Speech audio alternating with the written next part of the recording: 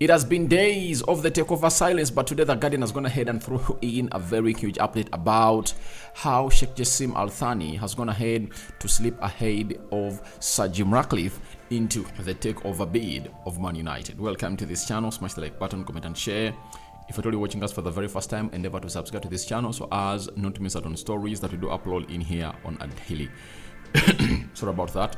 Rokan David is my name. You can call me Aradig. We are discussing things concerning Jordan Pickford. So much excited tonight that a credible journalist are going to hit refute rumors of him to Man United. I was so much pissed when I saw stories into the media that we are being linked to Jordan Pickford. And recently there was a story that was read that I said I cannot bring it here, of United preparing a 40 million bid of Jamie Pickford, and I said United have been having David Raya onto their list, and if at all they had to make a 40 million bid, they would have gone ahead to make it on David Raya, not Jordan Pickford. And lastly, we are going to talk about Harry Maguire and his latest progresses and how his national team manager has gone ahead to really hail his resiliency and his level of performance. But we at Man United, we are seeing it either wayside. Let's see close to 200 likes. Smash on this video and don't forget to subscribe because we want to hit 14,000 subscribers before the end of this month. Now,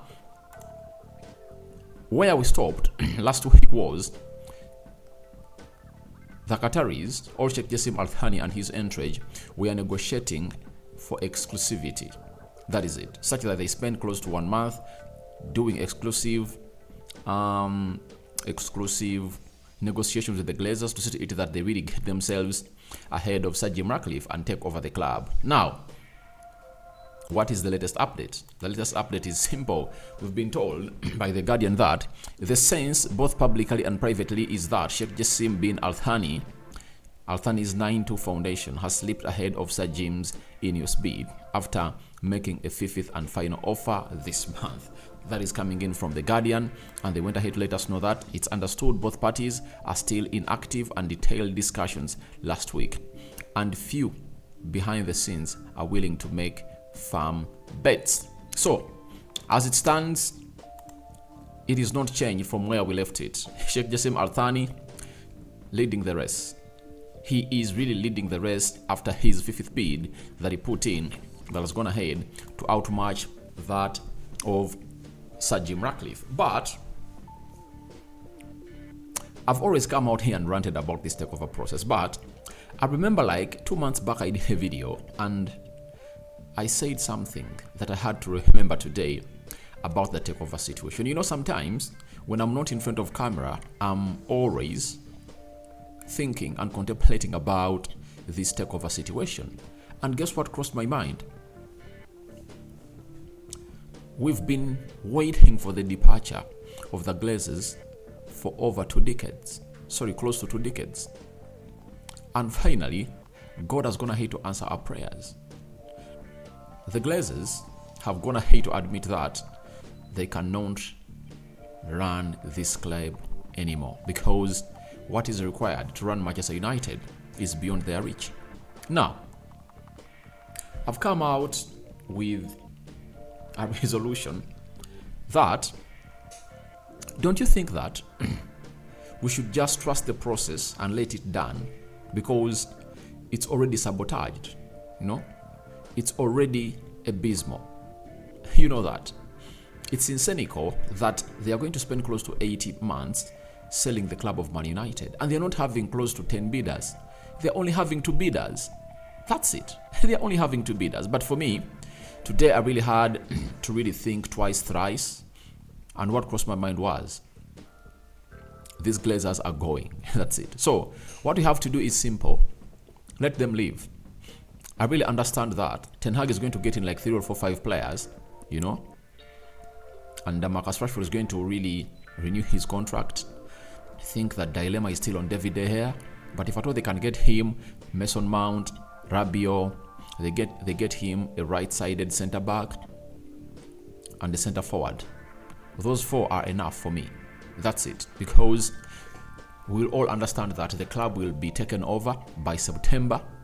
Then maybe the transfer window would have gone ahead to close down, and it won't be far off from us to really re-strengthen the January transfer window, meaning that we might see Sheikh Jassim Al Thani pulling out a checkbook in January transfer window, and we can get in the players that we want. And I think the players that we are having, even if we don't invest and get in any players, they can get us through the first half of the season. I'm 100% sure on that. But that final bend of the season is where things really turn out to be ugly. So I really understand that in January we can make signings, and I think if Sheikh Jassim Al Thani is at United from September, October, November, December, those months will help him sit with Eric Ten Hag and really discuss on the deals they want us to make. That's it. Which players do you want us to sell, and which players do you want to bring in? I think it's going to act well for us. Now let's bear with the situation. I'm not saying that what the Glazers are doing is great, but if you're having a person who's good at killing people and you know that he's left with just 10 weeks to die, because he's really bedridden, do you mind? You don't mind, because all what you want is that person to live life and obviously spare lives for other people. So the Glazers are not having 2 months longevity at Man United. Trust me, they don't have the money. And when you look at the new rule that the Premier League has gone ahead to really pass, that no team is supposed to be bought on leverage like the Glazers did, that downplays the chances of Sir Jim Ratcliffe to go all out and obviously take over the club of Man United. If at all he does, he needs to bring in money this time around. It's not going to be things concerning loan and putting our club as collateral security to acquire it. So let's see this go off. I understand it's really hurting, but we should be happy that finally the Glazers are going to be out of the club of Man United. That's what we want to see, and I know it's going to take a little bit of time, because if they come out and say that tomorrow they've gone ahead to give Sheikh Jassim Al Thani authority over Man United, Sheikh Jassim Al Thani has to submit his papers and his wealth to the Premier League first and foremost. The approval will take like 3 weeks. That is towards the end of July. So it shows you that Sheikh Jassim Al Thani will come in full control in the first week of August, and that will call in for a lot of things, and maybe we can make signings in September. But will they be still available? Because the likes of Kim Min-jae have gone.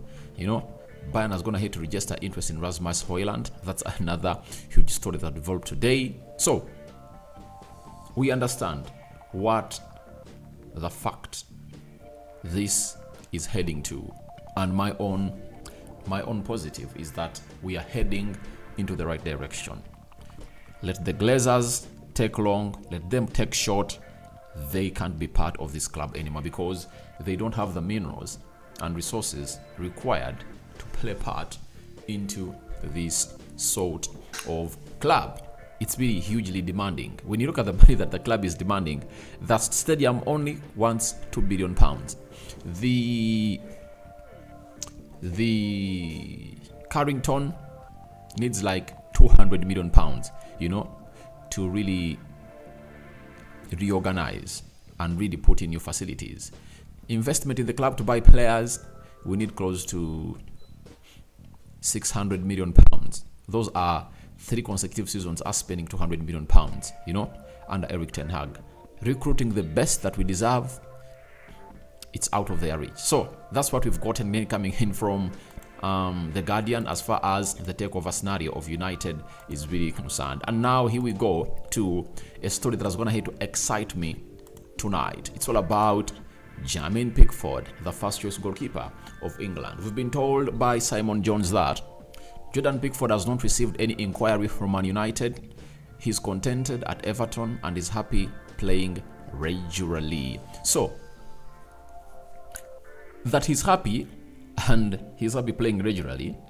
If United knocked on his door, he would have gone ahead to say, all right, I'm available. If at all he came out and really gave Spurs green light to sign him. What of Man United? United is one of the biggest clubs in the world, and in UK, it's one of the most famous clubs that has ever gone ahead to happen in the club history of the United Kingdom. So that's a lie that he cannot be happy to play at Manchester United. Obviously, most players who are English would fancy to go and play for Man United because of our history. Then, us not having received any inquiry Jordan Pickford having not received any credit from Manchester United. That's pretty great. And it's Simon Jones, credible journalist, revealing us this story. Last week lots of stories came in through after the position of David De Gea at Man United became uncertain. David De Gea wants to sign the contract after getting an assurance from Man United there's going to be the first choice goalkeeper. The board is saying we should get in another goalkeeper. But the board that is talking about getting another goalkeeper, they don't have money to bring that goalkeeper in. Where are they going to get that money from? God knows. And I think that's what really led to the emergency of such links of Pickford to Man United. And some tabloid, all media outlet put out a story that United is preparing a 40 million bid to bring in Pickford. And I said, I cannot come here and include that story into the stories I'm going to present to my subscribers because I respect them a lot and hold them in high esteem, because it was really a fake story as United is struggling to get in Kim Min-jae and is almost going to Bayern Munich, get in Mason Mount, get in Rasmus Højlund, and they make a bid of 40 million pounds to get in a goalkeeper. Yet at least they know that even if David De Gea leaves, they are having Dean Henderson, ready to be in between the stitches of Man United. So it's still one of those things that you will understand that it was a farce and those are falsehoods. So we've gone ahead to get a very good brief coming in from the man himself, Simon Jones, from the Daily Mail, credible journalist. No bid of United that was sent to Jermaine Pickford. But if there was any bid to be made, I think it would go to FC Porto, Diego Costa, David Raya. Those are the two goalkeepers that I think United will go in for. Andre Onana has gone ahead to really register huge interest from Man United, but they want huge amounts of money. And the 40 million pounds they're talking about, it's what AC Milan is what Inter Milan is calling in for Andre Onana, because they got him on a free from Ajax. And if at all they get 40 million pounds from him, that will be an absolute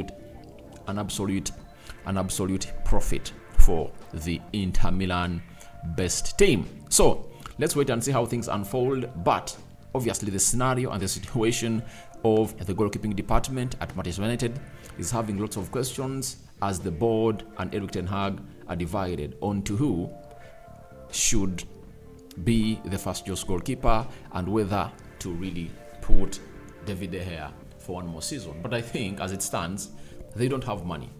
They're just waiting to see whether the takeover scenario is going to be announced, or the takeover